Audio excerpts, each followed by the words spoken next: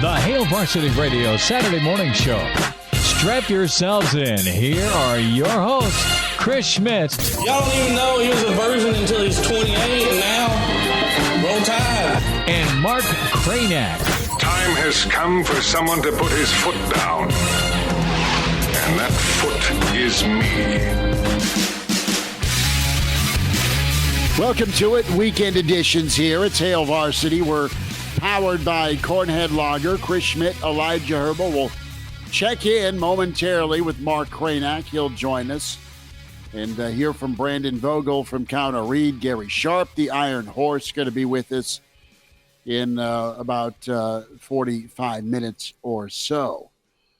Well, death, taxes, and disappointment, heartache, Nebraska basketball, and man, you rewind even 15 hours, Elijah, as we're up at Ameristar.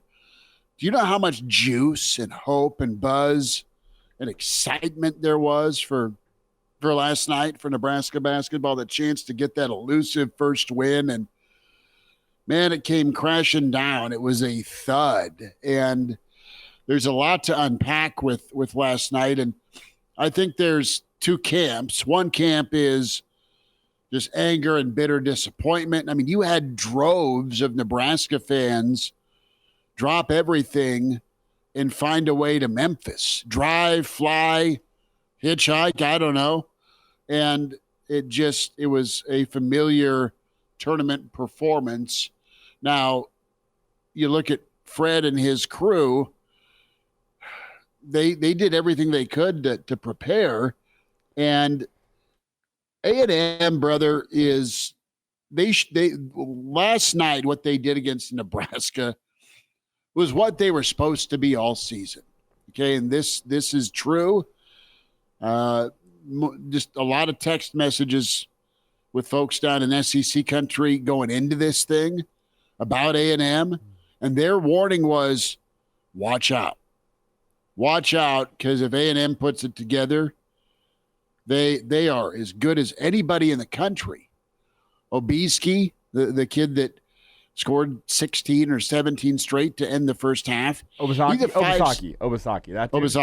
It is. Obasaki. The kid's a 5-star, and he's been riding the pine for old Buzz until the last 3 games of the season because he got his bleep together and started being a two-way player. Wade Taylor couldn't miss. The way it was painted statistically is that you got a blindfold and a cigarette with most of the three-point shooting for A&M. They go off for 13 of 24. I mean, it was an awful, perfect storm. It was a deadly storm of three-point shooting, dribble drive penetration, and offensive rebounds. And, oh, yeah, by the way, their defense and athleticism was a real pain in the ass if you're a Nebraska player or basketball fan, and flat out the athleticism, for the most part, dude for dude, was apples and oranges. And that is not a denigration of Nebraska basketball, but Fred put it best. I watched his postgame last night. Listen, this team is special. They got Nebraska back to the postseason.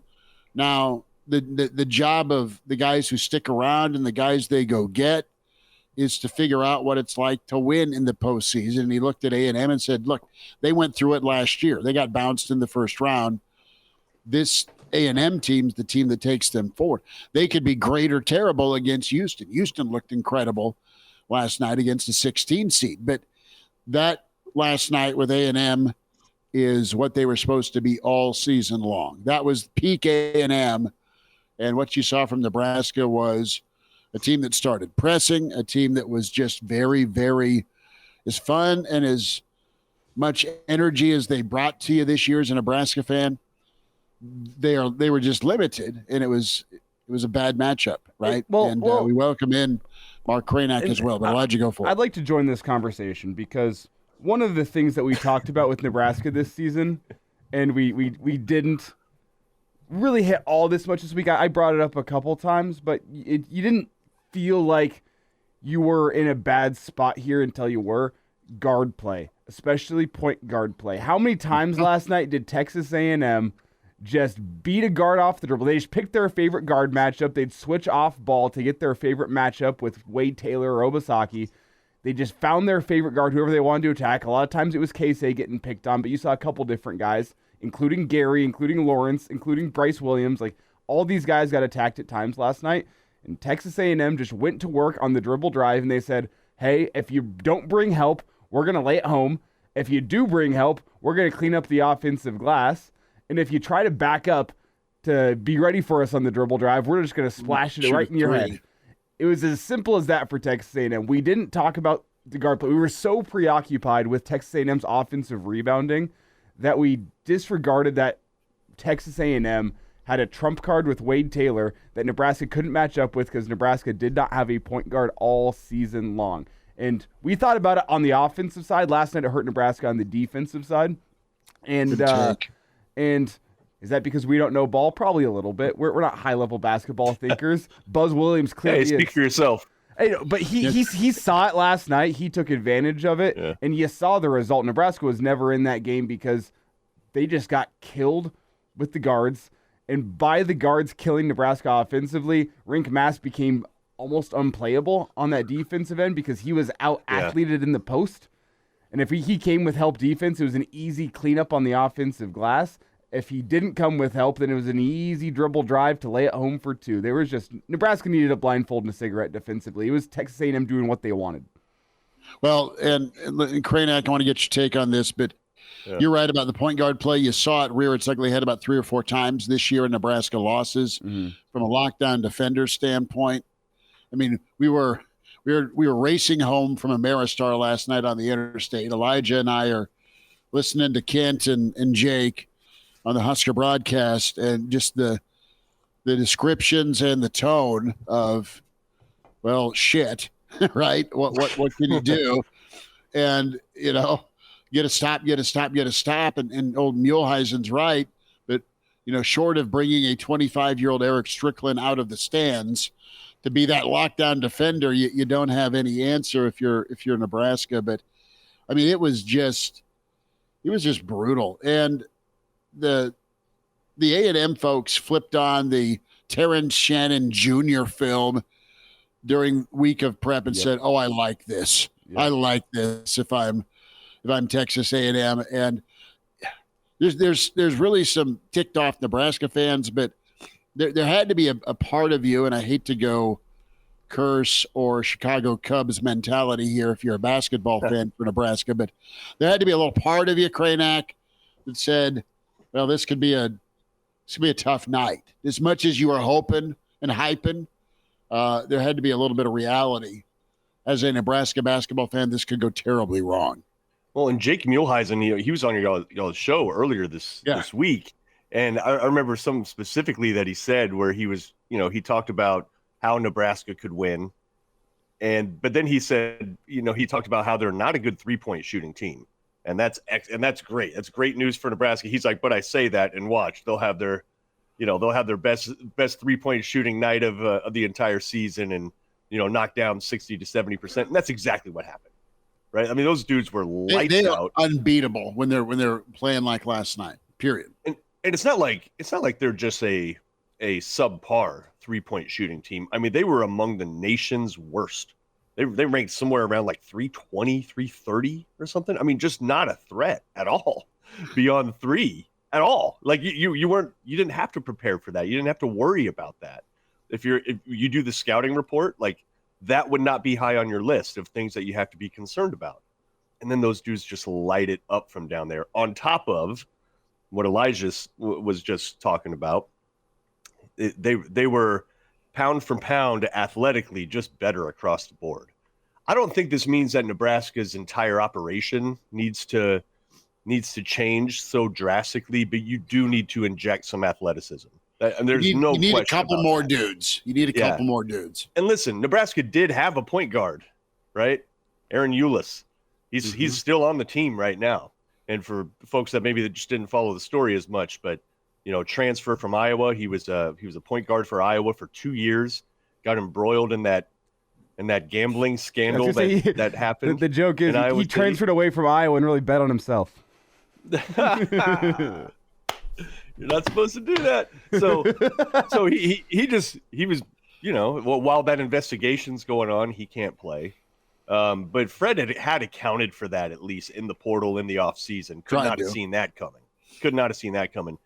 And that could have been a really big difference for Nebraska, obviously. I mean, you're moving Rink Mass to playing like the point forward-ish position that you had Walker playing last year. You had Jamarcus Lawrence, who's really more of a two-guard. And by the way, you saw some from Jamarcus Lawrence towards the end of the year. I like Lawrence. Yeah, his confidence started to get a little better. His dribble drives started to get better. You could tell he just started to get a little more comfortable. But he's like the most athletic dude that you have.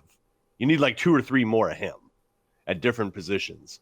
It was purely being outclassed, and you kind of knew it right at the tail end of the first half, where you're just like, yeah, this probably isn't going to be the one. And one more thing to note. And hit 3.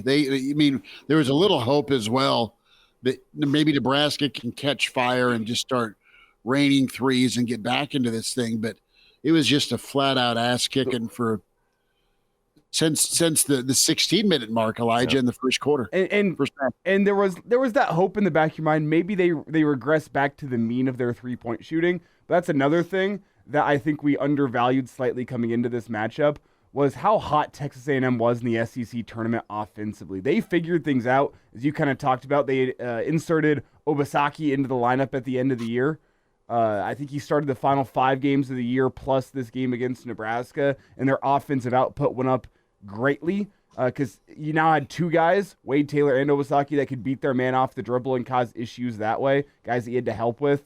And like you look at it, they scored 95 against Florida, 97 against Kentucky, 86 against Ole Miss, and now 98 against Nebraska. Like, this is just a team that was hot. They figured things out at the end of the season. We didn't quite value it. The committee, they couldn't quite value it because of Texas A&M's regular season results. But Nebraska played a team that was just playing its best basketball when March rolled around. And I think we saw last night Nebraska was not playing its best basketball when March rolled around. They couldn't stop dribble drive against Illinois. They couldn't stop a dribble drive against Texas A&M. It was just you ran into 2 teams at the end of the season in Illinois and Texas A&M that could really take advantage of your weaknesses. And it's unfortunate, but I don't want it to spoil what a season it was, because it was a great season. It was a memorable season. It was the best season Nebraska basketball has had in a decade. I still think it's the best team of my lifetime. You just wish it would have ended a little differently. Brendan, go ahead. Yeah, and let's give a little credit where credit's due too. And Brandon, would love to get your take on this also.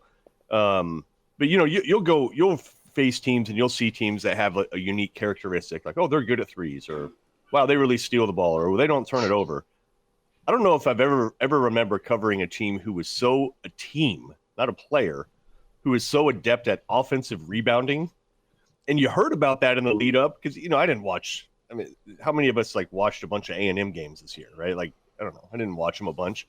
Didn't really have any idea. It was just like, okay, that's kind of a quirky, interesting stat. I bet you they're pretty tough. But then when you actually see it, that is a really cool characteristic for a basketball team.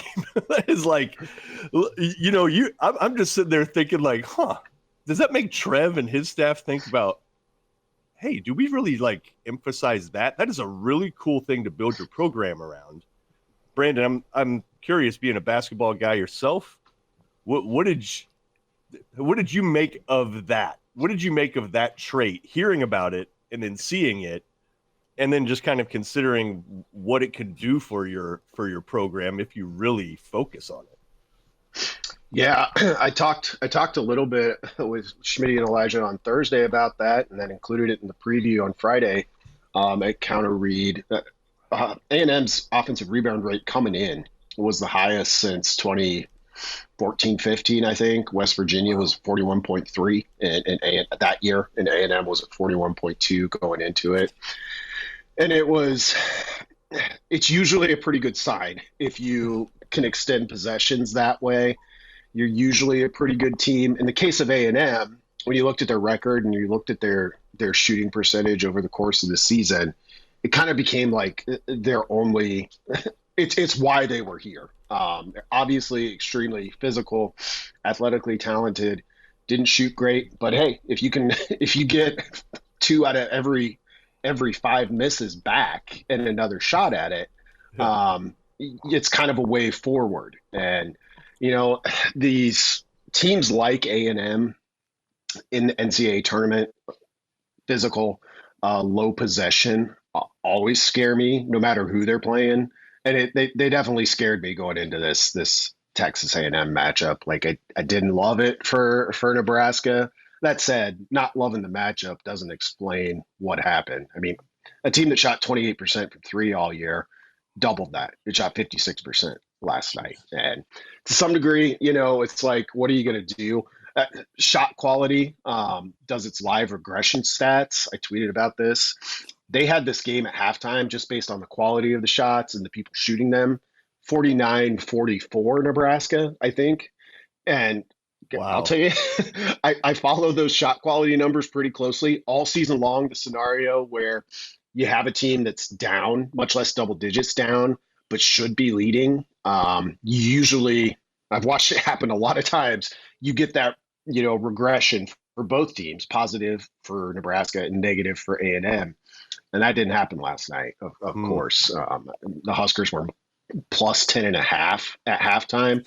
So even the live game lines were saying, okay, this is 14 points down at halftime is a little bit circumstantial, I guess, for lack of a better term. But Nebraska just couldn't quite get over that hump. That stretch right before halftime was, you could tell like the score, A&M was just shooting out of its mind, but it got so big at a point that I started to wonder if Nebraska had the chance to even cut it back to something more close to the actual team's quality.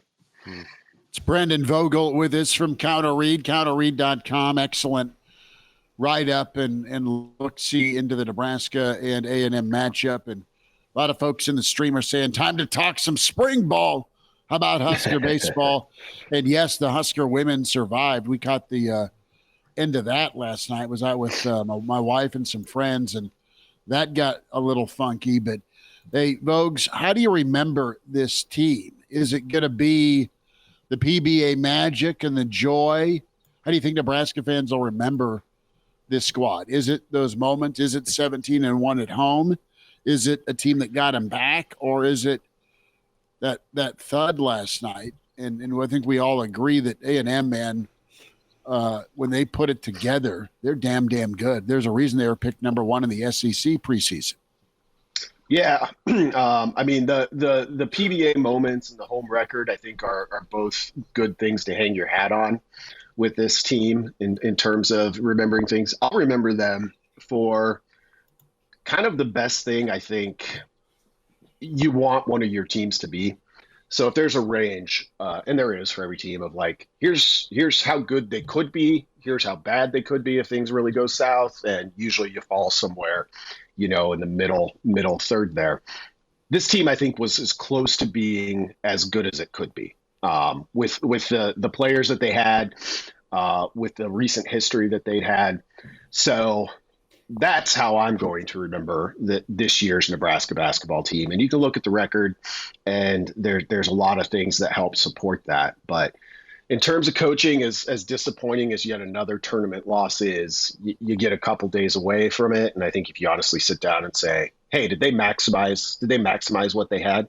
For me, the answer is undeniably yes. When you look into what they have coming back and maybe what they should address in the offseason.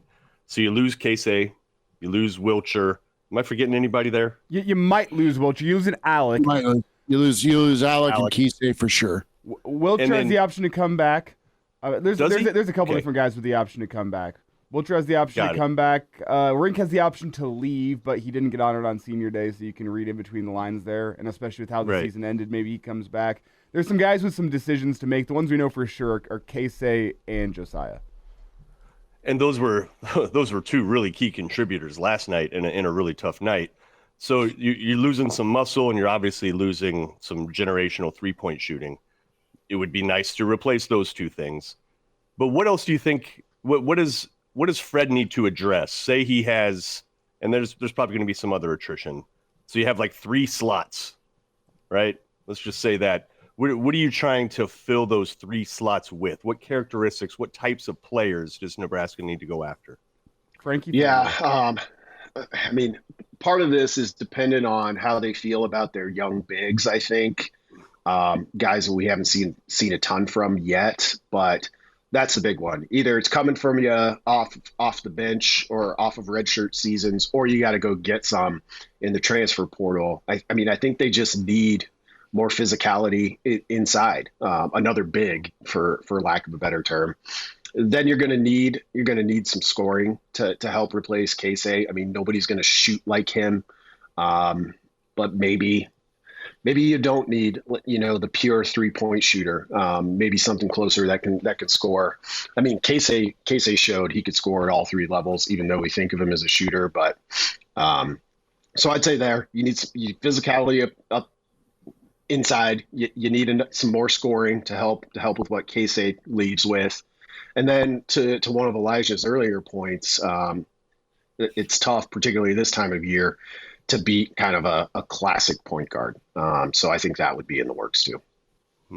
Yep. And that's what Walter says in the stream, by the way. Point guard, point guard, point guard. I do believe Ulis has one more season of eligibility. I don't know if he's going to be allowed to play with, the whole gambling scandal. I don't know what that looks like. I think he's done his air quote time on it. I mean, he'll be able to play. It's been a year. What's the over-under on whether or not? Jesus.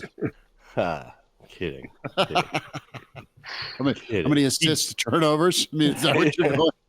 He did it to himself. All right, we're not alleged. Yeah. Okay. So that's probably what they need to address. Is it a situation too though where it feels to me like Fred established his program though.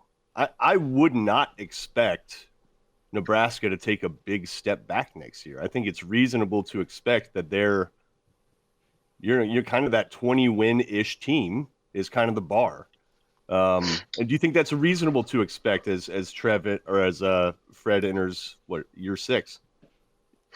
Yeah, I think so. I think particularly when you lump in, the last 6 weeks to 2 months of the previous season, that's kind of the level they were at. And if you're going to be at that 20-win level, you're going to kind of be perpetually on the bubble as a major conference team. And I think that's realistic. And I think that's fine for this group. Hoiberg, the way he coaches, there's a high skill level here. And it's starting to take hold. And, for a team like Texas A&M, I think Rutgers is a team that is sort of like that in the Big Ten. It's not the skill that jumps out to me first and foremost from those teams. It's usually kind of the physicality. And I think there's a link there between being a program that is maybe not the top tier in a talent-rich area. Like if you're getting guys, so say you're in Texas or you're, in Metro, New York, New Jersey, Philadelphia, that area, the guys who are extremely athletic and extremely skilled, well, they're going to, Kentucky, Duke, whatever. Level below that, though, you still got guys that are extremely athletic, and they often end up at places like Rutgers and A&M, and you put them together, you shoot really well. They become really, really tough to beat. And I don't think Nebraska's just ever going to be that team. So it's interesting to think about, like, what do you do when you come up against those? And we've seen, Nebraska more than held its own overall against those teams. It's just, they lost the last one. I'd like to make a quick note here. I did some research on the Ulis case behind the scenes. The NCAA guidelines were amended after he was initially made ineligible, that if you gambled on teams at your school but not your own team, it was a 1-year suspension. If you did, in fact, gamble on your own team, it was a permanent loss of ineligibility. I believe Ulis gambled on 1 or 2 Iowa events that were not his own team, so you'd assume he would be back next season. If he did gamble on any Iowa basketball games while he was at Iowa, that would be a permanent loss of eligibility. So That's where we're at with Ulis. And with 1 season of eligibility left, I believe he would be eligible to play next year, so that might be your point guard situation fixed. Not to derail the conversation, take it back, but I did some research and wanted to make sure we had the facts straight there. Well, and we're getting several comments in the stream, just Nebraska basketball fans post-mortem on the season, just what turned out to be last night, just no answer. Fred put it best. It was a buzzsaw. Perfect storm. If, where you're wearing maroon and white, and big time nightmare if you're a Nebraska fan. I want to spend a minute, fellas, and we've covered and gone on road trips a lot in our lifetime. And I want to salute the Nebraska basketball fans, the 8,000 and change that dropped everything and said, let's go to Memphis, get some barbecue, take down as many Coors and Busch Lights as we can, and be there for these fellas. And same with the Nebraska women's fans who made the way to Corvallis. That's what's really cool about getting to cover this football, basketball, baseball, volleyball. I mean, insert team you root for. And the fan base is really cool. Even when I was starting out doing this, the Husker softball fandom that would make their way down to either the Big 12 tournament then at the time or the Women's College World Series was really cool. I mean, that's what's special. That's what's really awesome to see. And you hope your team comes through. But Vogue's support there is really, really impressive. And, as long as you've seen this team and been on the road seeing them, man, it never fails to disappoint. No, it doesn't. And I mean, particularly for the men's team making their first appearance in 10 years, while we expect Nebraska fans to show up for everything, it's still amazing that you never walk away and be like, I thought it'd be better.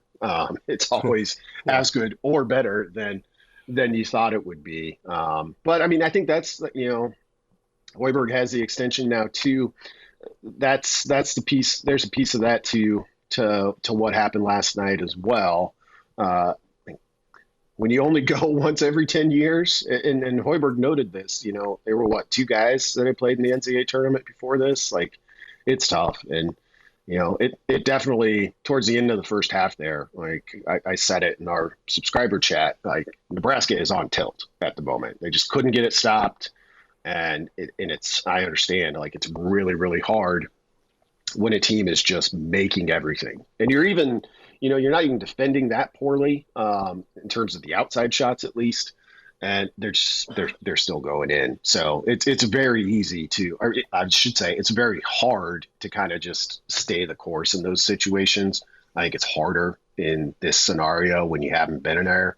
And oh, by the way, and this is just what it is until it's not, you have inexperience, plus whether you talk about it internally as a team, whether you try to ignore it, you just kind of can't help but absorb it to some degree. You're the only team that has won a tournament game in terms of major school. And what's the impact of that for a group that's like, hey, this is cool. We did what we were supposed to, but now you actually got to go and take the next step. Brandon, with the end of the season now known, Nebraska, another season without a tournament victory. What is the word or phrase you would use to describe this 23-24 basketball season? And I know I'm putting you on the spot here, so you can think about it a little bit. I'll give you some time. I'll just speak some words here into the microphone while Brandon thinks and comes up with a great answer. I'm totally not filling time here by any way, shape, or form. I'm trying to think of the right word, which technically is it's technically what I do every day, so I should be better at it. It's really hard though, right? Than I am. I mean, it's definitely it's back to the idea of. Well, maybe the word is maximized, because that's what it is. In terms of a team, like I said, and this kind of is how I tend to view every season. And it's you got this range. Are you at the top end? Are you maximizing what you have? Are you getting the most out of it?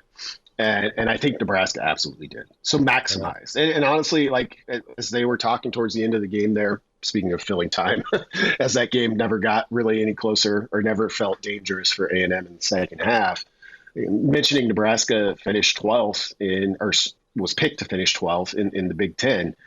That only lends to it, and also made me think of football as a team that I think has a lot of potential in 2024. It's like, hey, look, we just saw it happen, and it's easy when you get to the point and it's past it, and you're like, okay, let's get this first NCAA tournament win. You go back to it, and you're like, 12th to here, finish third in the Big Ten. Like, those kind of special seasons happen, and it's a good reminder that this was a special season.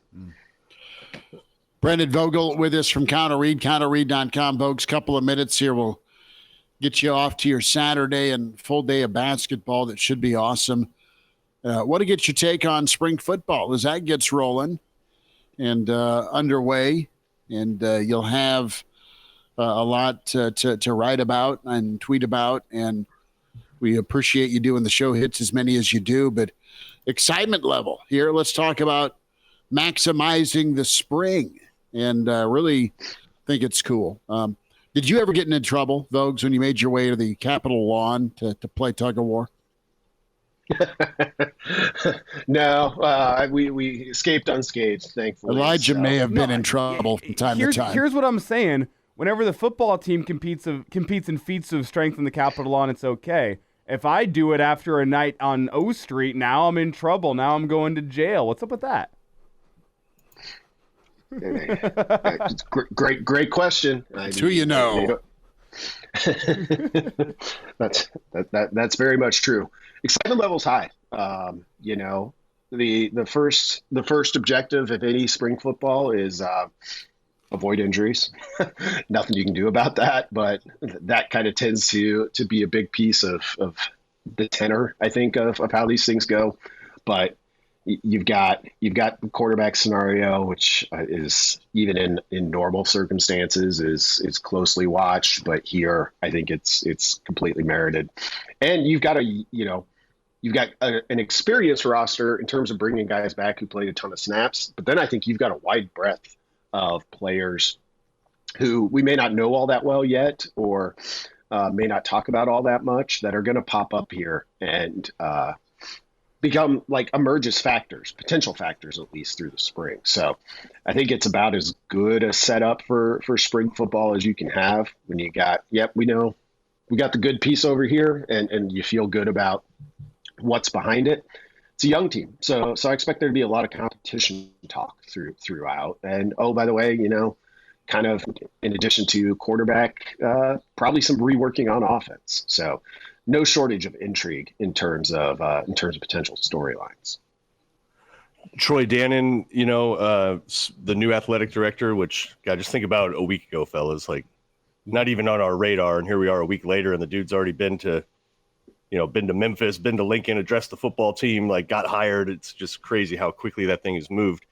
Your impressions of him, maybe not of his resume, but in the little that you've heard him speak, and you saw him address the football team, you saw the comments he made about Matt Rule. Just your assessment so far of Dannon and what he appears to be about, and whether or not he seems like a good fit for what Nebraska needs to do.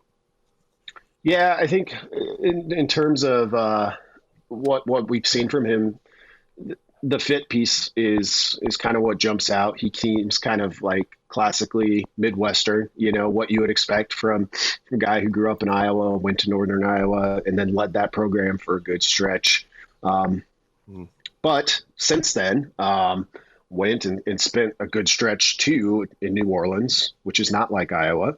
Time in Seattle was shorter, but Seattle also not like Iowa. So he's been around, and I think there is something to be said for landing back in a place like Nebraska where, okay, this feels pretty familiar, and he has aside from we don't need to go through the resume, that's what we all did middle of the week.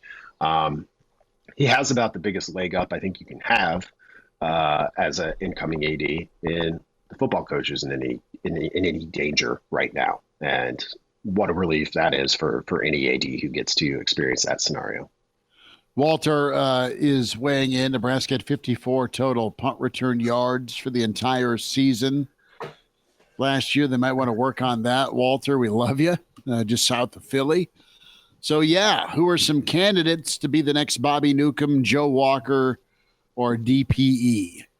Or DeJuan Gross, who's coming back from the Jet Awards. He's getting the Legacy Award. I love DeJuan, man. I should say. Gross is, how good was he? Right? Putting the Superman cape on in that 0-2 season. Yeah. Making it a ball game against Texas. Made those uniforms palatable for a minute. A little bit. At least he got a return and third-round pick, I think, with the Rams. Yep. Do we know for certain if J.D. Spielman used up his last year of eligibility? For some reason, I think he didn't. So I don't think he did either.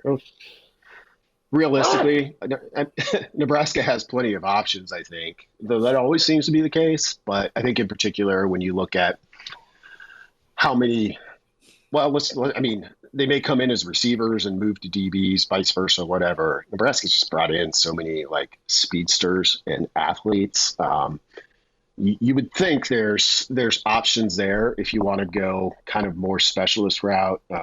We saw, bless you, Walter, for this question, because we didn't talk about special teams, and I would agree.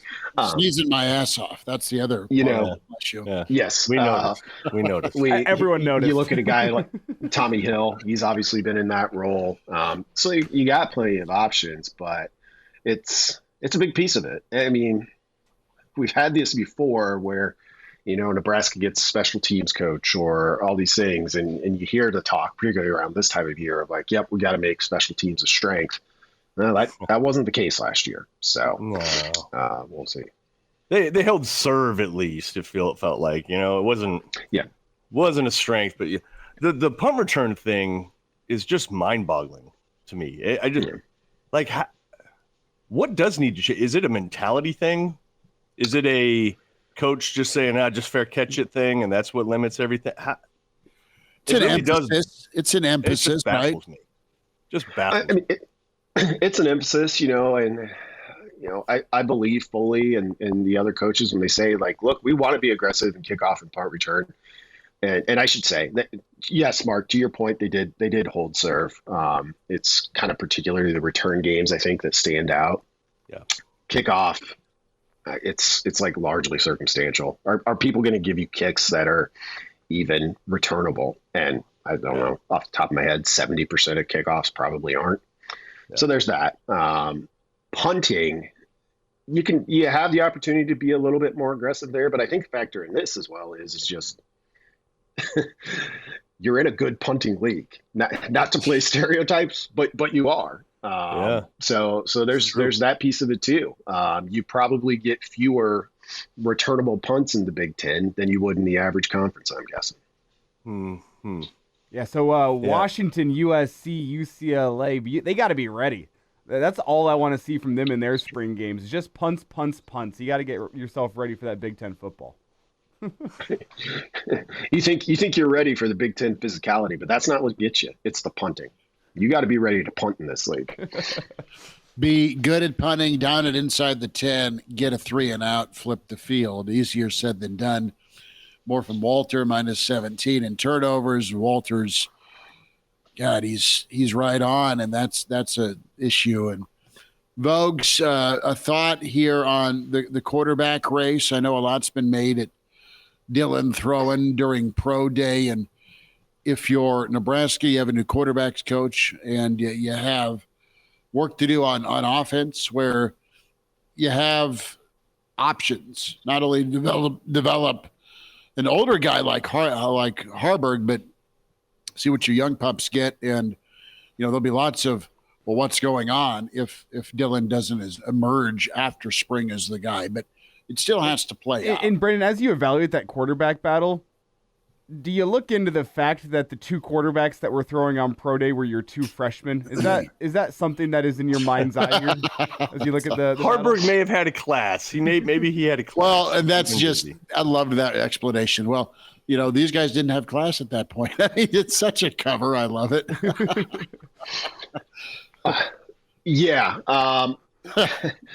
Maybe. We're joking, but that very well could be true. But I think even if Harburg had been there to throw at pro day, like for me, all signs point to the race right now is between the two true freshmen. I think that's the plan. And that's kind of where we'll go. And they have the option with Harburg, and we'll see what happens as we get towards the end of spring ball and the transfer portal opens, and we'll see if Nebraska sniffs around in there for a quarterback. I suspect that they will, but that's like a 55% lean, not a 75% lean for me. So we'll see. But I think the plan is I think your two freshmen are probably expected to duel it out this spring. That's kind of been the vibe I've gotten. I see. Go ahead. Harburg is like going to play a slash sort of wildcat type role. I think. I think the jump pass, roll, baby. I think the jump pass is going to. Let's make that prediction right now on March 23rd. Harburg jump pass on a goal line type situation, touchdown to Fedoni. We'll just say it right now.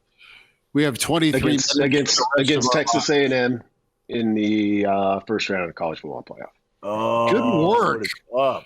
Revenge, folks. Trev can't lose at College Station. Trev can't lose in a situation like that. That's true. You know who does? Instead of Elijah Herbel will ball. lose because Johnny Manziel will find a way to find Elijah's old tweets and put him on blast right after that game. It's all right. Way to work that one in, Elijah. I'm still mad. Hey, it works. No, it'll be a replay of 06 where, instead of Mo Purify posterizing, it'll be Malachi Coleman, right? Jamal Banks. Jump past the end zone. Vogues, what's Banks? Thank you. Did you just think of that? I love it. Yeah, I did. I did. Vogues, what the hell's going on with Counter Read, my friend? How can folks subscribe? And what is in store, my friend, this spring and as we move forward here with spring football? Yeah, that along with we'll see what happens on Sunday for the Nebraska women, but those two take center stage for now. There's a lot of football stuff I'm kind of excited to dig into that with the AD hire, didn't get to do this weekend plus basketball, and it's here. We'll kind of get the twice weekly drip of practice updates and news, etc., which will be interesting and kind of spins you off in different directions. There's some longer term things that I've been looking at too, just with what Nebraska did last season, like where they need to be better, where they likely can get better. So a lot of football to come for me in the near future, at least. Bogues, we appreciate you. We'll check in with you next week, and thanks for making time as always this morning with the weekend edition, bud. Yep. Thanks a lot, guys. Have a good one. All right. Enjoy the madness. We welcome in the Iron Horse, Gary Sharp. Sharpie, good to spend time with you. Thanks for joining us. How are you? Hey, good morning, boys. How we doing? It's all right. It was kind of a mad dash for Elijah and I to get back in front and center of watching last night, but we really could have just took our time. What a tough one for Nebraska, but overall, I want to get your reaction. Did you sense this? Did you have in your back pocket feel that it could go sideways with this A&M team? Yes. So yesterday I said, and you got to take the emotion out of looking at this game, the way Texas A&M is built and the way they've been playing, and they didn't just sneak into the tournament. They were supposed to be a higher than a 9 seed at the beginning of the year, but they were playing well in the month of March. So it wasn't like they were barely in the tournament. They were a 9 seed. But if you took the emotional part out of it and you looked at the matchup and you looked at a couple of games this year for Nebraska, I said yesterday, Nebraska's either going to win by 20 or they're going to lose by 20. And just because I did not like the matchup at all, because when I was looking at Texas A&M, and basically this is what Nebraska did yesterday. Nebraska played the Illinois second half from Saturday and the Creighton game on repeat last night down in Memphis.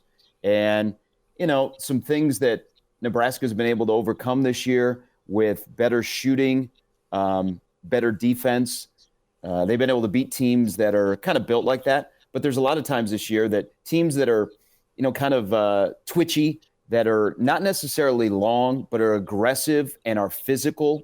Nebraska's had trouble with them, and that's kind of what happened last night. And you saw the result. It's a bummer, and it should sting for a while. I think you have to own this, and you have to own the way that you kind of let your dauber down as the game went along. You have to own that for a little bit, and then you have to step back and go, you know what? We had a really good season, and Fred has this program headed in the right direction.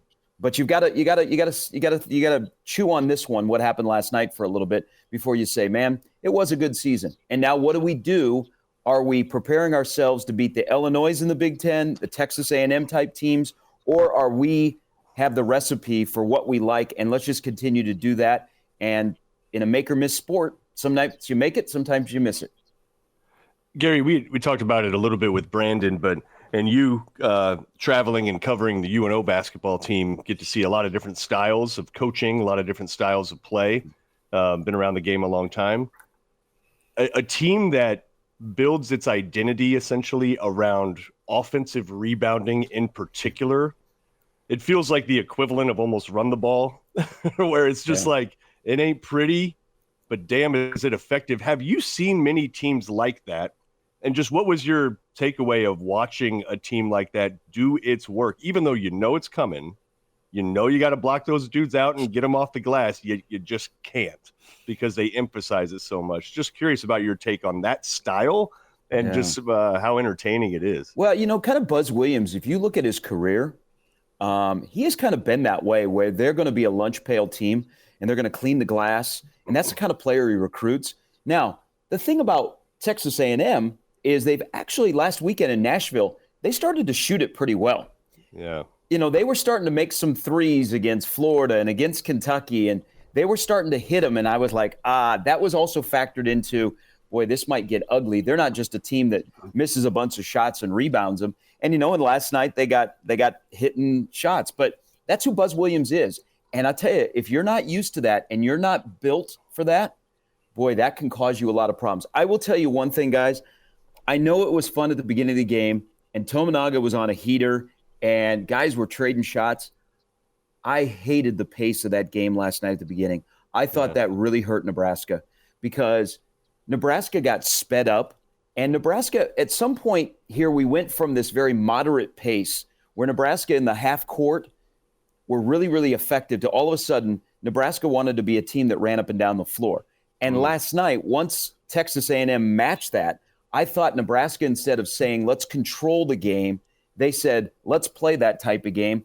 And then they hit a scoring drought while Texas A&M never cooled off. And you saw there at the end of the first half how Nebraska went 4 minutes without a bucket. Texas A&M opens up the lead. And the next thing you know, you're staring at a huge deficit. And I'm thinking, man, why did they want to run at the beginning of the game? It's great to hit shots, but that doesn't mean that all of a sudden you turn up the pace and you're like, hey, let's play racehorse basketball, because Nebraska can't sustain that. I don't know that Texas A&M could sustain it, but also tip of the cap. Texas A&M made shots last night. I mean, for God's sake, they hit shots. That's what this sport is. It's a make or miss league.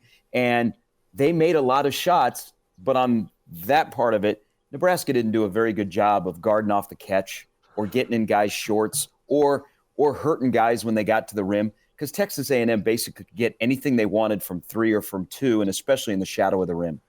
Gary, do you feel like, as I did to lead off this show, feel like that Nebraska, their game plan was surrounding Texas A&M's offensive rebounding ability, and that really just opened up things for Texas A&M? Because I think about the pace of the game early, you would think getting out in transition could be a way to keep Texas A&M from being able to send 5 guys after an offensive rebound like they do. You look at how frequently Nebraska got beat off the dribble. Nebraska felt reluctant to send help on the dribble drive because it freed up offensive rebounders. Do you think a lot of that was Nebraska in the back of their mind being worried about offensive rebounding, opened up Texas A&M's offense, and that's just a Texas A&M offense that, if you give them open looks, they've shown within the past 2.5 weeks that they can knock them down at a higher clip than they have all season long? Yeah, I'm right there with you, Elijah. I think if you looked at, guys gave a lot of space. I'm a big person that don't let them catch the basketball with ease. And Texas A&M last night was able to catch the basketball on passes. And Nebraska gave a lot of cushion, especially out beyond the arc, because I think they were afraid of guys putting it on the floor and dribbling. And then it became, okay, we're really in no man's land here, because we're not going to go close out because we're afraid that, we're not going to have a guy back to rebound. And they just got disjointed. But again, Texas A&M was hitting shots, and Nebraska didn't know what they could turn off the faucet at.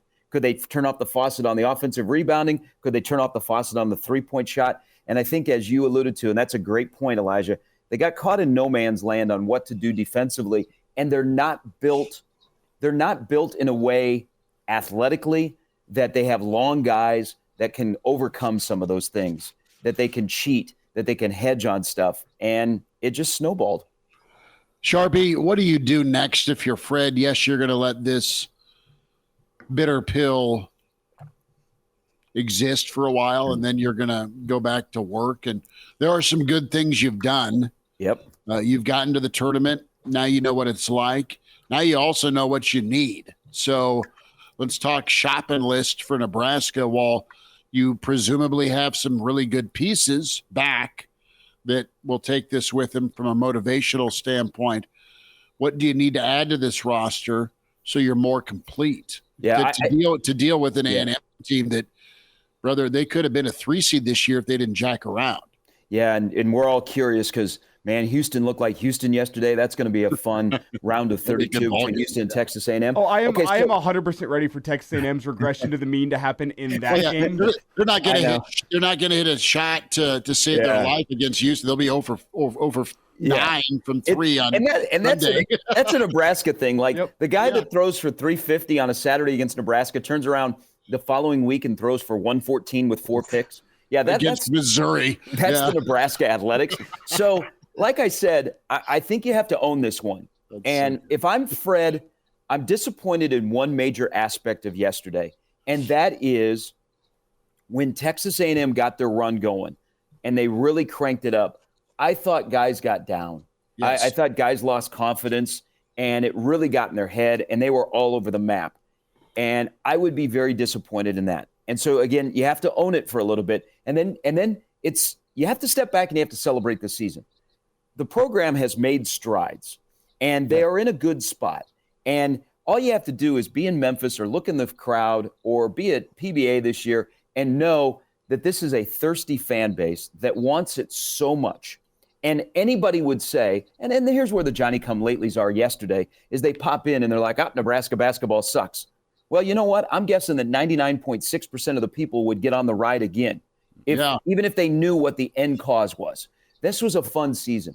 But as you look towards next year, and it's wild that Fred Hoiberg next year will have coached longer at Nebraska than he did at Iowa State. I think you have to figure out the thing that was an issue all season long is what are you going to do at point guard? You don't really have anybody on the roster that fits that bill. I don't know what the deal will be with Ulis, but you got to go get a point guard. And that's probably going to be out of the portal. And then you got to get a true 5. And then you also have to figure out if you go get a true 5, guys, a Big Ten banger. And that's going to be a difficult task because Hoiberg really has never gotten that guy in his 5 years at Nebraska. But I think they need that for the rest of the guys that are on the floor because you don't have the Alex, you don't have the Tominagas.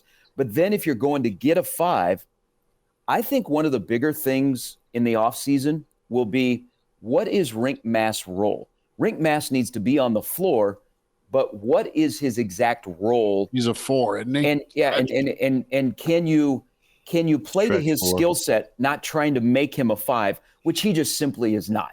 He can't be a 5 in the Big Ten. So you have to figure that out as well. But they have a plan, and I think their NIL is going to be in a better spot than it was previously. So you can do some shopping in the portal. But I would say a point guard, a 5, and then I think you also got to go get an athletic long wing to supplement the roster. So, Gary, it's funny. You're right about the bigs. Blaze Keita didn't play at all this year. He's been nursing an injury, presumably, not really sure. But the little that you have seen him play, he looks like a bona fide big. He looks like a pretty good player. He's got good touch around the basket. He's physical. He can block. Twitchy. Is it just his? Is it? I mean, are injuries just going to prevent him from playing, or do we have any insight as to why that guy doesn't sniff the floor, even though he goes through warm-ups all the time? Well, he's got a foot problem, and I worry about people that are that tall and their feet. Yeah. You're right. When you see a little bit with him, you're like, okay, there's something there, but can you trust him? You can't put all your eggs in that basket, and then you get to the season and you're like, he is a game time decision every single night. So you got to go find that 5. I'm not saying you got to go find the guy that's playing at Texas A&M, but you probably got to find, look at like Illinois. I watched Illinois all season long in the Big Ten. Then I watched them up close here in Omaha the other day. Man, they're long, they're physical, they're active. It's not just when we say go get a 5, it's somebody that protects the rim. You got to get a 5 that's active in the offense. That is not a pick and pop 5 necessarily. Kind of like that's how Mast is, but he's not a true 5. You got to get a guy that eats up space. You got to get a guy that protects the rim, so you don't play a team in the NCAA tournament that shoots at about 85% at the rim like Texas A&M did last night. Hey, Gary, real quick follow-up, too. Sorry. Frankie Fiddler enters the portal. That is a guy that there's a guy named Frankie Fiddler. Maybe you've heard of him. But you've seen him, more than anybody. You've called every single one of his games. The transfer from UNO, kid out of Bellevue West. I'm not asking you to predict exactly where he's going to go, but describe him as a player and maybe where he would fit. I'm sure Nebraska is going to kick the tires on him at the very least. What is Frankie Fiddler all about? How does he potentially translate into a league like the Big Ten? So he's already been contacted by Nebraska. There you go. I think I will say this because this will be, now that Wisconsin has been eliminated, hey, once again against a double-figure seed, his best friend is Chucky Hepburn. Okay. He will rely on Chucky and his advice on what to do, and people are going to wonder in Madison and in Lincoln, Nebraska, what is Chucky Hepburn going to do? Frankie's 6'7". I wouldn't say that he's a banger, but he's a guy that has really gotten stronger in the upper body. He's a guy that can shoot it. I think he will be a better shooter with more space around him. He was the focus of the entire offense at Omaha. He would not be the focus of the entire offense if he went to a place like Nebraska, if we're picking to the pieces that would be coming back next year. But he's a guy that can put it on the floor. His mid-range game has turned out really well. He's not afraid to get to the rim and draw contact. I mean, the guy shot over 200 free throws. I think his game would transfer to the Big Ten level. I don't know that he'd be a 20-point scorer, but there's no reason that he can't give you a 10 to 12 in what they would ask him to do. My only concern, and this is with a lot of wings that are the size of Frankie at 6'7", is who is he going to guard in the Big Ten? I think he can get his offense, and he can be helped by a better point guard and more shooters on the floor with him, so he gives him some space. But I think his defense would be the one he'd have to work on. But I think he'd be a good addition to a roster like Nebraska. And Fred's got some decisions to make. Juwan Gary's going to come back. Bryce Williams is coming back. Rink Mast is coming back. I don't know about C.J. Wilcher. He's already graduated. He's been here for a while. What's his role going to be next year? Jamarcus Lawrence has made strides. So Fred will have some decisions that are actually good decisions. I think in the offseason compared to the past off seasons where you're like, well, what do we got? I think Fred's got a good core. It's now he has to get the right guys, but I think he's found the right recipe, and I think they're in the mix for Frankie. Now, I should tell you that after Monday, Frankie putting his name into the portal, he is also declared for the NBA draft.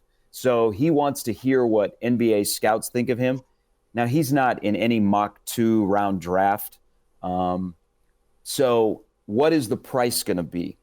Because he's, there's a lot of people that have contacted him, and the price is going to go up. So it's going to be a competitive battle. But I will also finish with this on Frankie, and I love Frankie, and we developed a really good relationship over the last 3 years, is being close to home is important to Frankie. And I'll just leave it at that. I want to friends with Chucky, and Nebraska needs a point guard. That's where we're going next. Well, I mean, let's don't beat around the bush. Nebraska kicked the tires, and they almost broke the rubber last year with Chucky. Okay. I mean, they tried to put Chucky and Hunter Salas together. Hunter Salas wanted to come to Nebraska. Mom said no. They were close on Chucky. Wisconsin became very aggressive, knowing that there was a possibility that Chucky was going to come home, and they upped the ante, and he stayed in Madison. Isn't that funny? Hunter Salas, goes to Wake Forest, and that's a great year. He's going to be a lottery pick potentially. But with the idea of, I'm going to go somewhere where I can get to the dance, and Nebraska actually makes it to the dance, and Wake doesn't. From a role standpoint, though, Hunter's responsibility at Wake was something he wanted, where he could be a 20-point game. Hunter made the right decision, as Elijah said. Sure. He's worked himself. I don't know if he's up yet to a lottery pick, but he'll be a first-round guy. So he made the smart decision. And, unfortunately, Wake Forest came up, just outside of making the NCAA tournament. But he made the right decision. But, last year they were gonna pair the Millard North Bellevue West 2020 championship game together again. Gary Sharp's with us, the Iron Horse. It's the weekend edition. Sharpie, let's go to Troy Dannon, and you've got a lot of connections. Have we? I know you guys have done this. What a week in Nebraska athletics.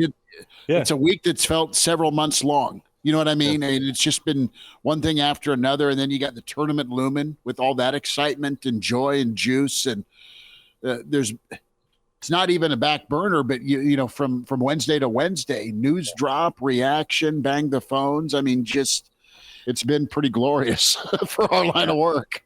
Before we talk about Dannon, can we all give a round of applause to the greatest tenure of an athletic director at Nebraska? Are you ready, everybody? Dennis LeBlanc. Dennis LeBlanc had an amazing run as the athletic director of Nebraska. Softball never lost. Baseball never lost. Men's and women's basketball teams made the NCAA tournament. He extended them and gave them a raise to Fred Hoiberg and Amy Williams. And he had a football coach put out a tweet about American eating farmers, and the whole place went nuts. Dennis LeBlanc is the greatest athletic director that Nebraska has ever had. Yes. And if you had on your bingo card that the first time the football program outside of the head coach would meet Troy Dannon would be on the grounds of the state capitol while they were competing in competition week. Bah! Yeah. Bingo card. So I know Troy Dannon a little bit. My dad actually knows him a little bit better because I grew up in Iowa, and my dad was an official. And so for girls basketball and softball, and in Iowa, the boys and girls athletic associations are separate. And so Troy Dannon was in charge of the Iowa Girls Athletic Association. So my dad knows him, and I'm familiar with Troy. He's a Marshalltown guy. Went to Northern Iowa. By the way, really, really good friends with Greg McDermott while they were together at UNI. At one time, they were roommates together. So if you're wondering, how did he get a little background on the Nebraska job? Well, he reached out to Mac last weekend about this job. So as you go through and you look at his history at Northern Iowa, which he also was the athletic director at Northern Iowa when they had to get Doug out of his LOI to go to Creighton to follow Dad. He goes to New Orleans and does a really good job with football there, and also navigated Tulane during the COVID crisis. His short tenure at Washington wasn't for the faint of heart, everything he had to do there. When the hire happened and it was announced at 9 a.m. on Wednesday, and what will happen on 9 a.m. Wednesday this week for the third straight week, is it's a good hire for Nebraska. And I'm not going to say it's a great hire. I think it's a good hire for what Nebraska needs, because Troy Dannon is already started to kind of be embedded with the Big Ten decision makers on what schedules are going to look like, what the future is going to look like. He's very much a strategy guy of thinking kind of like Trev, big picture. And I think he's a fan. Bill Moose was a fan athletic director. Trev used to be a fan athletic director when he was at Omaha. He became more of a suit athletic director at Nebraska. I think Troy Dannon's going to be a fan type athletic director, but I think it's a good hire for Nebraska. And it's also, and you guys correct me if I'm wrong or add to this, of all of the turmoil and dysfunction that Nebraska athletics has had really since Bill Byrne left in 2002, Yeah, I mean, after a 10-year run where you carried the Nebraska athletic department from one century into the next, the athletic director that has come in has always had like one major personnel decision. They've always had to figure out football. They've never had like that smooth transition. Now, some of these athletic directors have been better than others, but I think Troy Dannon comes into a situation where, in terms of coaching, man, you really don't have anything. Football's on a nice trajectory. Men's and women's basketball are on a nice trajectory. Will Bolt's kind of, he's quieted the people. So 16-5. Yeah, you don't have to worry about that. So your first thing is the stadium, and then also figuring out, along with the academic side, how Nebraska gets back and regains the AAU membership so that they can move forward. So I think it's a good hire. It's a good fit. And it's good that maybe we got things settled for a little bit around here after having a run of maturity and stability and then just upheaval 2 weeks ago. Gary, really Sharpie, I want to ask, there's been rumors out here this week. Can you confirm or deny the rumors that Troy Dannon was 15 holes through a round of golf with some Washington boosters when he gets a phone call on Tuesday afternoon and steps aside from the golf game and doesn't return? Can you confirm or deny those rumors? Have you seen those? Yep. He was on the 15th hole on Tuesday. He had flown down to the Palm Springs area in California with the president and the football coach, and they played in a booster event. And so he got a call, didn't come back to golf, did get on the plane. So on Tuesday night, all three of them are flying back to Seattle. So he did, in fact, go with the old Irish goodbye. Okay. I was wondering about that. And you know what? And I don't know, when they announced him on Tuesday, I mean, I don't know that he'll get into this. I would be very curious on, why his family was not going to move to Seattle. His family is in Iowa. I mean, and I also want to know, and why wouldn't they move to Seattle? Because that was well known by everybody in the Washington base. The media knew that they started to ask questions about, why aren't you moving the family here? So did he look at the Nebraska job as a chance to get closer to home, to get with his family? Or was it, man, I see something in Nebraska? And I think those are fair questions. Because he was at a place, guys, that has a larger endowment than Nebraska. They don't get as much from the Big Ten. They don't get as much from the TV deal as Nebraska does. But it's not like Washington is in a major problem. Dude, they're in the national title game. So were you trying just to get closer to home? And, oh, by the way, Nebraska's open. I think those are questions. They're fair questions to be asked. I will also tell you that why this went so quickly, and it did. It went quickly because, Nebraska, on the Thursday after Trev left, Chris Kabarek, who did a great job during this, he had some consultation and some names popped up right away, some names that are kind of like along Troy Dannon's background. But the same search firm that got Troy Dannon from Tulane to Washington is the same search firm that Nebraska was using. So they already knew Troy Dannon. I'm thinking that possibly before Trev was hired, a guy like Troy Dannon was already vetted. So there were people in the know that were familiar with him. But the search firm that got Dannon his previous job, gets him this job, has to do the next Washington AD search for free because he wasn't there like a certain length of time. He didn't meet the minimum criteria, right? A little conflict of interest situation happening there. Bit. That is interesting. Okay. So can I say one thing, and then I'll let you guys run with it. Good. We look at coaches and players that jump into the portal and they jump from jobs to jobs. Why do we have a different reaction to athletic directors? Yeah, it's different. I don't know. I look at Washington, and my reaction is, I thought he was amazing to get a guy the quality of Fish from, and I know Arizona's situation wasn't good, but think about his response. That's what I'm judging him on, is how quickly he was able to turn and burn a guy who flipped Arizona and their program with that hire away of Fish, and you lose DeBoer like he did, where you really couldn't counter the monster that is Alabama. For him to stabilize that situation is great, but if I'm Dan and I'm like, well, okay, they just went and got DeBoer. Watch Fish do his thing. Am I going to be able to keep a coach here, right? In Washington. Big picture. Is this home for me? To your other point, and he wanted to get back to the Midwest. So, and the thing that sticks out to me with this whole thing is just the fact that you have a situation where this guy has been on committees with Pat Kraft. It's a Pat Kraft. It's a Ted Athletic Carter. director at Penn State. Right. Yep.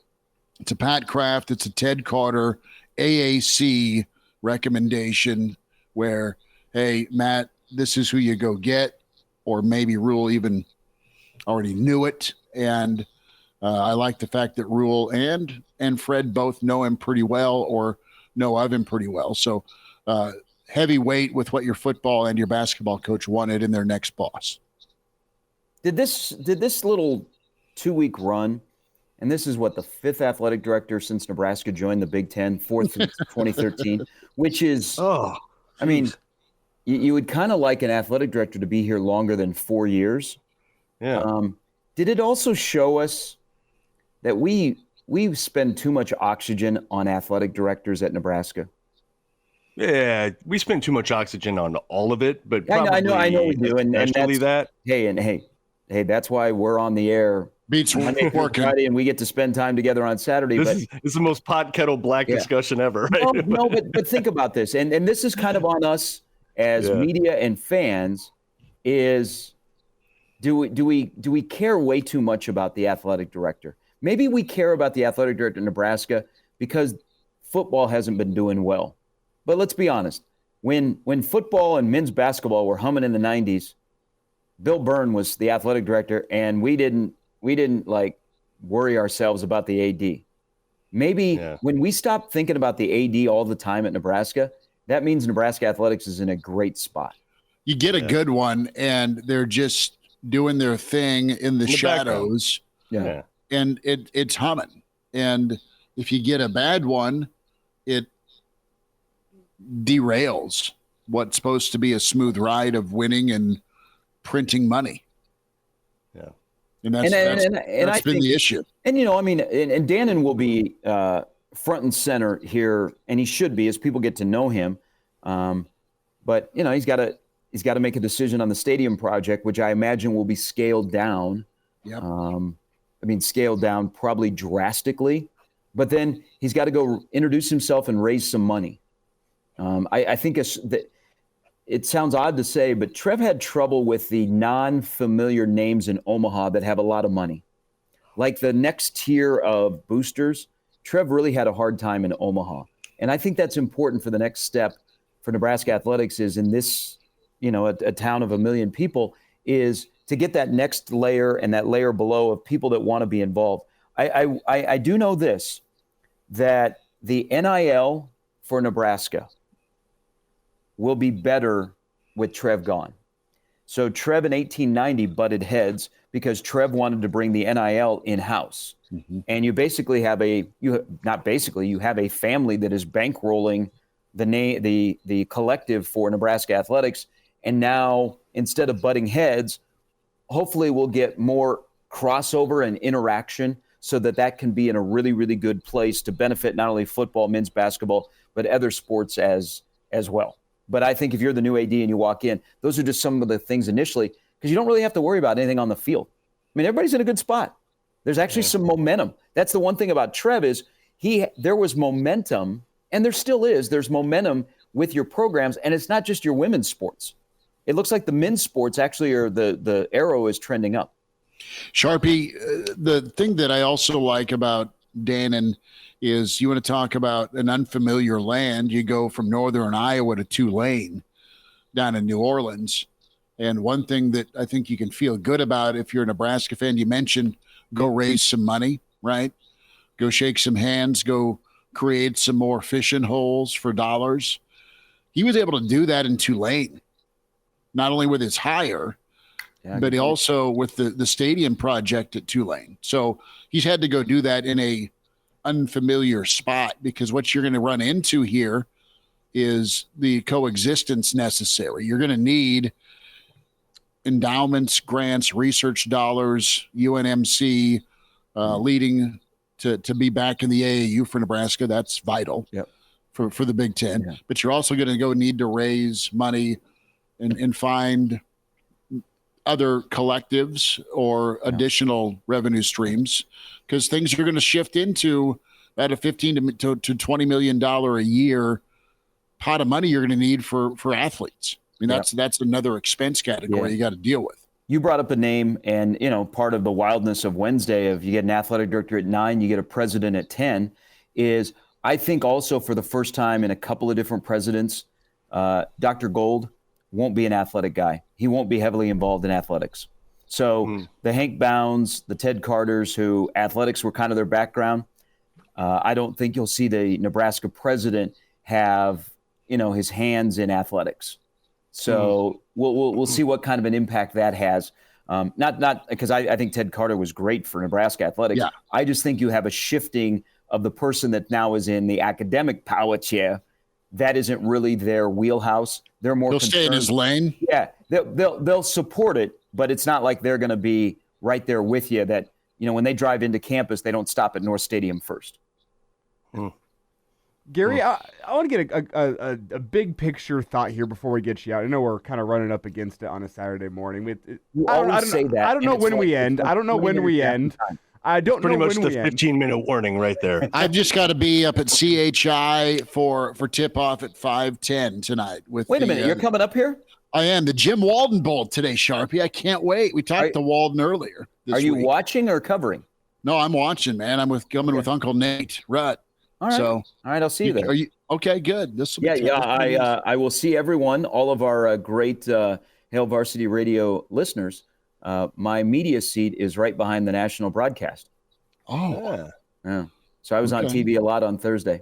Well, and TV thanks you. Make some signs. People have been offering me money on what shirt to wear. I'm sure. Yeah, no kidding, right? Yeah, I can't wear my free Meek Mill shirt anymore because he's free. Yeah, maybe I'll go with. Do you have a DMX. free Meek Mill shirt? Why? It's a conversation that happened on the radio one time, and some guy's like, "Oh, I love Meek Mill," and he goes, "Here, we need to support the cause." You're not wrong. You're not wrong. He got kind of screwed over by probation up there. So Junior's off to do the old SAT, ACT prep. So Junior is off to go hang out with our dear friend John Baylor for several hours today. Okay. So, all right. I would suggest that course for the Morehead State fans that I heard chanting on Thursday. Schmidt, I'll just say, hey, I charge good rates for ACT prep if you're looking. Hey, if you don't know the answer, just go with C. It's a bad plan, but okay. How about taking said ACT academic All-American who got to school on academic scholarship? We're going to pull a Christopher Maltasante here. Do you not remember this scandal from 5 years ago? The college admissions scandal? I don't think we can do that. Yeah. Oh, yeah, USC. But I did also see the first couple seasons of Suits. I know that worked out really well for them, so could work. Yeah. Well, back to my original question, Sharpie, though. We kind of skipped right past this. Let's get back into that. If you look at the past week as a whole for Husker athletics, from president to AD to the baseball team, basketball teams last night, if 10 is the ultimate success, it could not be a more successful week for Husker athletics. 1 is an abject failure. It could not have been worse. Everything went wrong. How do you rate the past week in Husker athletics? Because it was a roller coaster at times. It was. I would say it was a 6. I will say it was a smart week. Mm-hmm. So I don't get caught up in the years on a contract. They basically rewarded Fred Hoiberg and Amy Williams. They weren't being courted by anybody else. This was a reward, and rightfully so. It also shows a commitment to men's and women's basketball. So that's a smart play. Troy Dannon, for what Nebraska needs, was a smart hire. So I think it was a smart week. I would give it about anywhere between a 6 and a 7, which some people will tell you is 6.5. It would have been a 10 if Nebraska basketball would have won last night. But the disappointment of last night, at least the women were able to hold on in a crazy game. And I like their matchup against Oregon State. Nebraska's actually in a good spot. I think they've done a good job of moving on from 2 weeks ago, which could have just derailed a lot of things. They're in a good spot, and I think a lot of it has to do with the guy that spoke on Monday. Yeah. Is there a better person right now that's involved with Nebraska athletics that knows what to say, when to say it, and how to say it than Matt Rule? Yeah, he's up there. He's up there. He was the most popular guy in Memphis yesterday. He was more popular than Fred Hoiberger, the new AD, or Johnny Manziel. Elijah totally lied when he said we'll get you out of here after this, but we already knew that, so it's fine. It's a white lie. I said get you out of here soon. Yeah, it's not a malicious lie. Your game's canceled today, Elijah. You got nowhere to go. How'd you know? Because I'm coming to watch you. Because he canceled them. Let's actually go back. How the hell did you know that? Because I'm looking out my window and it's snowing in Omaha. Oh, that yeah. just sucks. Hasn't quite gotten here yet. They're called flurries. It's not like accumulating. It's called flurries. I'm a few miles away. It hasn't hit here yet. So baseball, Nebraska baseball team, little temperature check here, right? Like heading into conference sort of only play, at least for the weekends, starting next weekend. You got a homestand this week. Who knows how today's game will go with the weather the way it is. But here's Nebraska 16-5, right? I think that exceeds kind of some expectations. And then you kind of look at some of the numbers. That's a pretty healthy sample size for a baseball team, right? 21 games in. Few things that stand out. So Nebraska 302 as a team is what they're hitting. What do we got here on the thing? Well, I'm here. Sorry, I was reading something reading one of the comments from Brandon, which you can see. But 302 as a team compared to 231 for the opponents. You have Brett Sears, who's at a $1.14 ERA. Opponents only hitting 119 against him. Yeah. He's just been a consistent, Friday night guy for Nebraska. Been a bit of a revelation. And one thing that stands out big time here, and it's hit the major leagues also. Thank you, Ronald Acuna. But the return of the stolen base, Nebraska, 36 of 49, right? Opponents 6 of 9. That's a huge difference. It feels like Bolt Ball is back, right? It feels like he hasn't really been able to implement Bolt Ball, but it feels like he is now. Your assessment of Nebraska 20 games in, are they a bona fide? They're knocking on the door of the top 25 right now. Are they a bona fide top 25 outfit? Are they a legitimate threat to win the Big Ten? Yes and yes. I thought they would be actually like 24-25 when the polls came out on Monday, and college baseball has like 9 polls. They're in a good spot, man. I think they're for real. Now, you'll have to navigate the Big Ten, which, Purdue is playing well. They beat Iowa yesterday. Illinois beat Indiana and put up a crooked number against an Indiana staff that had been pitching pretty well. I think Nebraska's in a good spot. The stolen base category from only 9 attempts, a lot of it, we're seeing the Rob Childress effect, which starting pitching is deeper.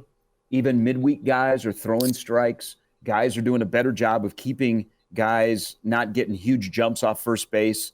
It's just the technical part of the pitchers at Nebraska have been cleaned up so well by Childress. And then on the offensive side, you're right. I mean, Will Bolt's offense is what he wanted, but then Bryce Matthews and Max Anderson showed up, and it's like, wow, the long ball, we might as well go with that. They are an offense that is death by paper cuts. Man, do not, if you're going to a Nebraska baseball game, do not make reservations for a restaurant in the rail yard or the Haymarket, like 3 hours after first pitch, because Nebraska, they take pitches and they foul off pitches. And they're a frustrating team to be on the mound against because they have great command of the strike zone. You can tell that this is a team that is connected, but also a team that fundamentally is so much better than they were last year across the board, whether it be on the mound or in the field or at the plate. It's a pretty drastic turnaround to be. And they're 16-5. You're 21 games in. Now you got the Big Ten. I like their spot. I think they're a good baseball team that now people will start to go, okay, let's check in on Bolt with a little spring football over here. They're 16-5. All right, here we go. Regional in Lincoln. The schedule. How good would that be? Well, and they've got to take care of business, and they got to hope that the Big Ten holds up their end of the bargain. But they're 21 games in. They're a good team. They're a good team that hasn't had a hiccup. Last year we would be talking on this morning about how did they lose to Omaha, who is not very good right now. How did they lose to North Dakota State? They didn't. They threw. They hit well, and they won, which was the most important thing. And last year they were 4-4 in the midweek. Yeah. Well, priority to fix, right? Priority to fix, find an arm, develop an arm, and get confident with doing those little things when it comes to Bolt offense. Hey, I'll get you guys out of here on this because I have to do this today. And I'll take your vote under consideration to finish with men's basketball. We'll just go around the horn here. The MVP of this year's Nebraska basketball team should be? Ooh. The whole year? Yep. Ooh. It changed so much. It did. You can only vote for one. It's Bryce for me. I mean, he was calming. He hit some big shots. And if he played well, they played well. But I thought the year, to me, it was what's Rink going to give you? Is Kisei on? What's Alec going to do rebounding-wise, right? I mean, but I think Bryce was your calming influence. And, yeah, it is. Jay Moore says Bryce Williams. So that's what I said. Jay Bird, thanks for listening. It's too cold to golf, even for you. But no, I'm going to go Bryce. To me, it was Gary as the early barometer, but it ended up being Bryce for me. So I covered everybody on the roster there. Sorry. Elijah? I can't go Bryce now because that's just the easy answer. Now that Schmidt, it's the right answer. I think you could make a really strong argument for Juwan Gary as well with the defensive presence that he brought, his consistency around the rim. He was just a guy that kind of set the tone on both ends. I think you could also make an argument for Juwan Gary. I think Bryce is probably the correct answer, but I'll go a little contrarian and go Juwan Gary just so we have some variety to the answers. Just to add to that variety a little bit, I think it's a case of maybe overthinking it some.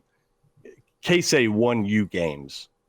K-State won games that Nebraska otherwise would not have won because of lights out shooting. You take him off the team. I don't know if it's a tournament team. I don't know if it is. So I think you go with K-State. Sharpie? I think Bryce Williams. I think, Schmidt, something you said about the way this team was built is it changed throughout the year because none of you three said Rink Mast, who will finish as the third leading scorer, top rebounder, top assist guy. There's a couple games where you would say he was, but yes. Not for so the that's why the whole course of the season, Bryce Williams, I think, is the right answer. And it's kind of comforting that guy's coming back, and then Rink Mast is coming back. But it was kind of, it's your philosophy of, is that the way to build a team for Fred? Is that we could take this poll in November, December, January, February, March, and it's going to be 4 different guys because that's the way we build our TEAM? Or do you go get a dude who is the same guy that we say at the end of November, December, January, February, and March? I think the philosophy of the recipe to build his roster is what he did this year, is where there are multiple guys that are in consideration for your MVP. But then when you have to pick one, you go, oh, it's Bryce. The word with Bryce is just you kind of like consistency, and it's not just performance from the beginning of the season to the end of the season. It's like how he affected the game as well. Yeah. He was consistent on the defensive end, a consistent shooter, 3-level scorer that maybe was not excelling at any of 3 of those areas, but he was consistent in all 3 of those areas. You just knew what you were going to get from Bryce on a night-to-night basis. There were rare instances this season. You saw it a couple of times where he tried to do a little too much, but for the most part, let the game come to him and was consistent in all aspects of his game. That's what kind of takes him over the top is you never really worried about an off game from him. There were games where he tried to do too much, but he was never truly off. He contributed. He didn't smile or speak the entire season either. That dude was always just like straight-faced. Always. Every single game. Yep. Sharpie, we will tip one a little bit later. I like that. And also, if anybody is still questioning Fred Hoiberg's co-coach of the year in the Big Ten, spring football starts tomorrow in Nebraska, and very few of us on our shows have talked about football for the last 3 weeks. And it actually is really refreshing. Yeah. There's other sports that are doing their thing, which is cool. But now we got to transition to watching Pat Mahomes Jr. play quarterback at Nebraska. I love it, but I didn't say it. That's Gary Sharp, the Iron Horse. Oh, I'm just saying, he's got his mannerisms. He flicks it 45 yards down the field. He's got the haircut.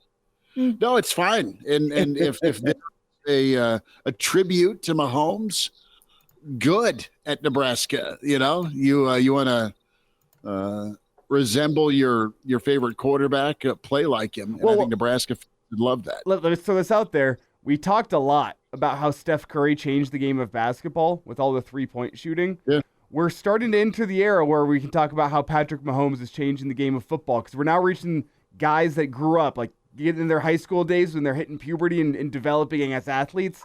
They were watching Patrick Mahomes, which is interesting to see now. So you can tell that Dylan has taken to the strength and conditioning program in Nebraska. He's put on, I mean, he looks a little bit bigger in the upper body. It hasn't affected his throwing motion. But when I say Pat Mahomes Jr., that's his favorite player. He has got so many mannerisms that are just like him that the first time we all put eyeballs on a practice, I'm sure we'll all nod in agreement. But one final one, because a buddy of mine just texted me and said, you guys need to talk about football. Outside of that guy that we just spoke of, the one guy you want to put eyeballs on during spring football is? Let's start with Mark. Not Banks, the other receiver. Why can't I think of his name? Naor? Yeah, Isaiah Naor. Looking at some of his Wyoming film, he's a breakaway guy. He's a big guy. Fast. He looks like, he looks like a really legitimate receiver. Yeah. You didn't see it much out of Texas because of injuries and whatever, but yeah, Nair's a guy I got my eyes on. I'm going to go Fidone. I really want to see him be healthy, have a spring off of injury, and man, Nebraska with an athlete and a mentality like Fidone. He likes to beat the hell out of people. We were all in Boulder and we're watching things not go well, and he's pile driving people as a blocker. We know what he's supposed to be as a receiver, but I think he's one of those guys that aches to win. And I think that's big. So Fidone's my guy. I don't hate your guys' answers, but the correct answer is Dowdell. Dowdell's the correct answer. A young quarterback's best friend is the running game. What type of running back does Nebraska have? I want to see Dowdell and how that running game looks through spring football. How about Justin in the stream saying Dylan's quads are a work of art? You combine those with Omar Manning's calves, and oh my God. Kraynak, you still have black and white pictures of Omar's calves in the home next to your Wonder Mons picture above the crapper. I'm telling you, man. Sharpie is ready to exit stage left. No, Don't ever contact me again. I'm gonna give you an off the radar guy who don't break my heart. Demetrius Bell. Oh, okay. I like that. Wide out, huh? So I say that because we saw him at the beginning of last year in practice, and he stood out. And then he redshirted. People during the entire fall talked about him a lot, like fellow freshman wide receivers. And then older wide receivers like Billy Kemp would talk about him. Coaches on the defensive side would bring his name up unsolicited. Now he's got teammates that have gone through winter conditioning and the throwing sessions have brought his name up. I'm very curious to see what Demetrius Bell looks like when he is now in real competition to find some playing time. Okay. Is he? I think he'll get on the field. I'm not saying he'll jump over a Jamal Banks, who all you need to know is he was one of the first guys at the podium. They wanted an offensive lineman, but there was none available on Monday. So that's why Banks went first. But Banks, that tells you a lot about who Banks is, what he means to Nebraska, what his role is going to be, that he went one of the first guys on Monday. But Demetrius Bell is a guy that I want to see because there's just way too many people have talked about him for him not to at least flash. We talked about a potential punt returner earlier in the show. Is Demetrius Bell a potential punt returner, kickoff returner guy? I don't know. Maybe. I actually think their punt returner, kickoff return guy might not be on campus yet. Okay. By the way, for folks who don't know, because you're right, you talk about off the radar. We haven't mentioned his name at all. 4-star out of high school, 6 foot, $175 out of Tennessee. But he had some good offers. He had Bama, Georgia. He had some good offers from the SEC. And he's one of those guys. 6 foot, 175 is kind of sort of average for a receiver, but he plays bigger. Just remembering from his film, he plays a lot bigger than maybe his size would indicate. So, interesting one. Yeah, he's a guy that I tell you, he is in the good graces of his position coach. They wanted to get his body weight in a good spot, and they laid out a plan that, hey, spring is when you're going to pop so that we can get you in 24. But the thing that stands out the most is he showed up on time. He was good in the classroom. He was good on the field. Demetrius Bell, keep an eye on him. He's a guy that the Garrett McGuire likes, other players like, and he'd be a nice a bump for Nebraska. Also consider, they're going to, Coleman isn't going to go through spring, so there's going to be reps to be had at wide receiver. So he's going to be in the mix a lot in terms of getting quality reps from the guy that's going to be the starting quarterback. This is going to be a fun spring to watch, man, with some of those names, some of the young talent. It's going to be pretty entertaining. So things are ticking upward. Baseball's playing well. You still got a little run left in the Husker women. Big game for them tomorrow. And a job well done by Fred and company. Sharpie, we'll get ready to do this again next Saturday, bud, and we'll see you a little bit later. Hey, thanks, guys. As always, great show. Appreciate you, man. Good stuff. The Iron Horse, Gary Sharp with us. Kraynak has now shifted the moniker to #RunTheBall. That's right. It's time. Okay. All right. It's time, man. Kraynak, you swing on down if you need a cocktail a little later, okay? I'll see if we can make that happen. If you got an extra ticket for free instead of $700. I don't, and my ticket's not free either, but that's okay. It's going to be quality time with Uncle Nate in NCAA basketball. Elijah, you just enjoy, pour a whiskey, dude, and you're going to get to stay warm and not ump today. I was kind of looking forward to the paycheck, but alas, I will watch some college basketball. I'll probably. You just got to go back to the casino. Fix that parlay. Yeah, that was the worst part. What were we cooking up yesterday? That was the Why did we both look at parlay. each other and say, "Hey, Wisconsin's going to win"? Yeah. That was the I don't know what the hell we were thinking with any of those picks. Like in the heat of battle, we absolutely crumbled.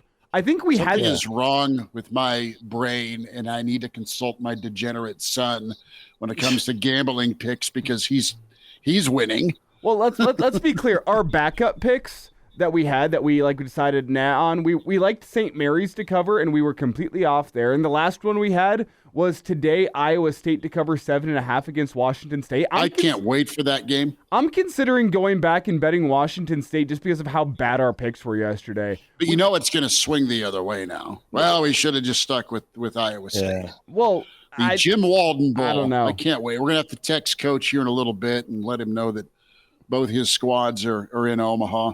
No, that was sucks for Walden. Awesome for Walden, but also sucks for Walden to have that conflict of interest. I think Iowa State rolls today. We'll see. I hope you enjoy the game, considering the success of our. What about Duquesne and Illinois tonight? Does Illinois just put them out like a cigarette? Seeing Duquesne in Lincoln, went to that game, watched them.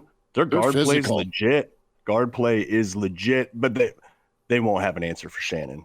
No one nobody does. No. No. Kraynak will do this again next Saturday. Elijah, appreciate you. Yeah, Thanks for everyone in the stream. I'm trying to get up to Division 5 in FIFA today, considering I'm not going to be on the baseball team. I'm going to have basketball on one screen, FIFA on the other screen, so we'll see what I can do. You give her hell. Always subscribe, Hail Varsity YouTube channel. Like and subscribe, tell a friend. Follow on the Hail Varsity Twitter feed at H Varsity Radio, KFOR, Facebook, and Twitter. So many of you in the stream, and we're going to do this ass backwards. So NASCAR Eric got in, Walter was in, Rick early in. These folks actually beat us on the show. God love you. NASCAR Eric's up early. I loved Walter getting in on the stream, getting his place in the starting five with just a damn it. Yeah, no, I love it. Rule of the day. Appreciate you checking in, and we're going to do our shout outs. Moonbot7 checks in. Jacko says top of the morning. Scott was in. Also coming in. Rick, Patrick. Appreciate both of you checking in. And more folks joined as the show progressed. TF was in. Drunk Monk. Good to see you, Drunk Monk. Brian is shaking off a whiskey or two from last night, it sounds like, and good work. Doug was in. And Tuck, as we just kind of wind it down. Jay Moore said hello. Good to see Jay. We'll talk to Jay on Monday. Eat Beef. Scott, another Scott in, and Justin. So there, we got you all shouted out. We appreciated our starting five plus some. Got it going. We'll be back again on Monday, 4 to 6 with Hail Varsity and Cornhead Lager. Everyone have a good weekend.